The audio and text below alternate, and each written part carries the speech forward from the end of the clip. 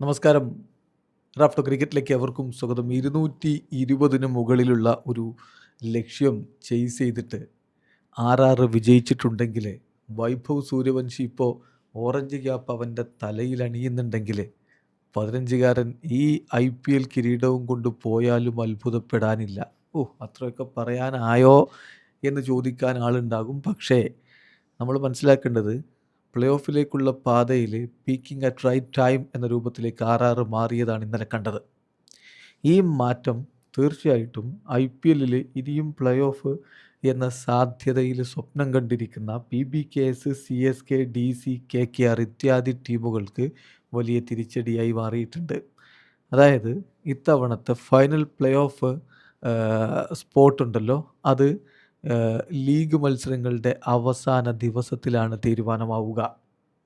IPL ഇനിയുള്ള മത്സരങ്ങൾ നോക്കിയാൽ നിങ്ങൾക്കത് മനസ്സിലാവും. രാജസ്ഥാൻ റോയൽസ് ഞായറാഴ്ച MIയെ തോൽപ്പിച്ചാൽ മറ്റ് സംശയങ്ങൾക്കൊന്നും ഇടയില്ല. ഒരു ഇഫ് ആൻഡ് ബട്ട്സ് എന്നൊന്നും പറഞ്ഞു നിൽക്കണ്ട, അങ്ങനെ ഇങ്ങനെയെന്നൊന്നും പറഞ്ഞു നിൽക്കണ്ട, അങ്ങനെയെങ്കിൽ ഇങ്ങനെയെങ്കിൽ ഒന്നുമില്ല. ജയിച്ചാൽ അവരങ്ങ് കടക്കും പ്ലേ ഓഫിൽ. പിന്നെ അവർ വീണാൽ മാത്രമാണ് മറ്റ് സംശയങ്ങളുള്ളൂ. അവർ വീണാൽ എന്ന് പറഞ്ഞാൽ PBKS അവരുടെ കളി ജയിച്ചാൽ 15 പോയിൻ്റ് ഉണ്ടാവും, അവർ കടന്നു കയറും. അതല്ല, PBKS ഇപ്പോൾ അവരുടെ സ്ഥിരം പരിപാടിയായ പൊട്ടൽ തുടരുകയാണെങ്കിൽ CSK അവരുടെ ശേഷിക്കുന്ന കളി ജയിച്ചെന്ന് കരുതുക. അത് അത്ര എളുപ്പമുള്ള പണിയൊന്നുമല്ല CSKയുടെ ഇപ്പോഴത്തെ സ്ഥിതി വെച്ച്. അങ്ങനെ വന്നാൽ CSKക്ക് 14 പോയിൻ്റ് ഉണ്ടാവും. സ്റ്റിൽ നെറ്റ് റൺ റേറ്റ് അവിടെ ഒരു ചർച്ചയായിട്ട് നിൽക്കും, അവിടെ ഒരു പരിഗണനാ വിഷയമായിട്ട് നിൽക്കും. DC 13 കളി 12 പോയിൻ്റായിട്ട് നിൽക്കുന്നുണ്ട്. അവരാണ് ജയിക്കുന്നതെങ്കിൽ അവർക്കും 14 പോയിൻ്റ് ആവും.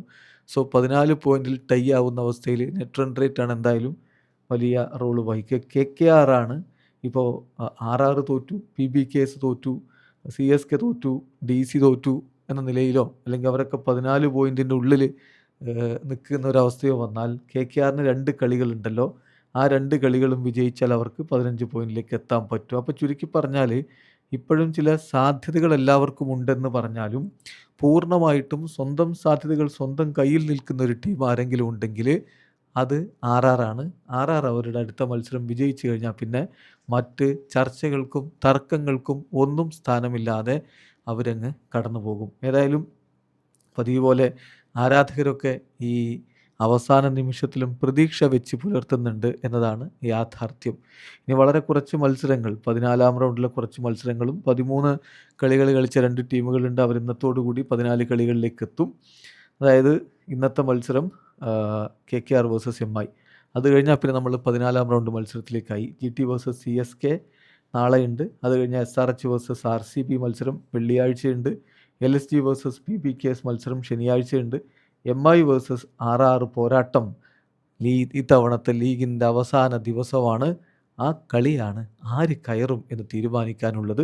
അത് കഴിഞ്ഞിട്ട് പിന്നെ KKR വേഴ്സസ് DC മത്സരവും അന്ന് തന്നെയുണ്ട്. സോ വളരെ ഇൻട്രസ്റ്റിംഗ് ആവുന്നു. ഫോട്ടോ ഫിനിഷ് നമ്മൾ പറയാറില്ല, അത് വെറുതെ പറയുന്നല്ല. അവസാന നിമിഷത്തെ ഇഞ്ചോടിഞ്ച് പോരാട്ടത്തിലെ ഫിനിഷിങ്ങിലേക്കാണ് കാര്യങ്ങൾ പോകുന്നത്. ഏതായാലും ഞാൻ ഉറച്ചു വിശ്വസിക്കുന്നത് RRന് നല്ല അഡ്വാൻറ്റേജ് ഉണ്ട്, അവർ മുന്നോട്ട് കടക്കാനാണ് സാധ്യത എന്ന് തന്നെയാണ്.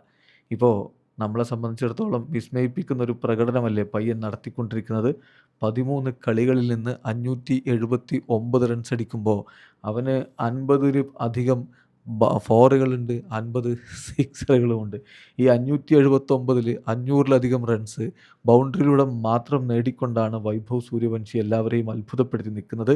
മിച്ചൽ മാർഷൊക്കെ ഇപ്പോൾ നല്ല ഫോമിലായി 2ാം സ്ഥാനത്തുണ്ടെങ്കിലും അത് വൈകിപ്പോയതാണ് ഈ തവണ തിരിച്ചടിയായി പോയത്. ലസിക്ക് ഇന്നലെ പന്ത് പറയുന്നത് VR എന്നിട്ടൊരു എഫേർട്ടൊക്കെ ചേർത്തുകൊണ്ട് ഗുഡ് ടീം എന്ന് പറയുന്നുണ്ട്. സംഗതി ശരിയാണ്, അങ്ങനെ ഗുഡ് ടീം തന്നെയാണ്. പക്ഷെ ലേറ്റായിപ്പോയി, സംഗതി വൈകിപ്പോയി.